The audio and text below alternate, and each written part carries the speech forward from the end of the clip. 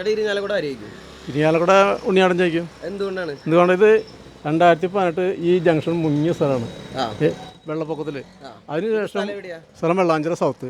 ഈ വെള്ളാഞ്ചിറ സൗത്തും ഈ 9-ാം വാർഡും 8-ാം വാർഡും വരുന്ന പരിധിയിൽ ₹1 പോലും ആര് ചിലവ് തരില്ല. ഈ സർക്കാരും ചിലവ് തരില്ല. ഇവിടെ മനസ്സിലെ മന്ത്രിയും ഇവിടേക്ക് തിരിഞ്ഞു നോക്കിയിട്ടില്ല.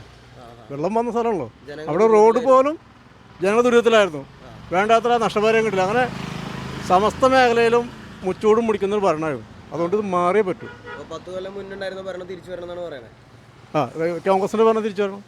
കാരണം പട്ടികജാതിക്കാരുടെ ഒരുപാട് ഗ്രാൻറ്റുകൾ, അതുപോലെ ഈ പണിയെടുക്കുന്ന മേഖല, ഈ ഓട്ടോറിക്ഷ തൊഴിലാളികൾ പോലെ ഒരുപാട് ടാക്സ് മേഖല എല്ലാ ടാക്സും ഒരുപാട് വർദ്ധിപ്പിച്ചു. അങ്ങനെ എന്താ പറയുക, അറുതി വരണം. എല്ലാത്തിനും ഒരു അറുതി വരണം. വരണം മാറും.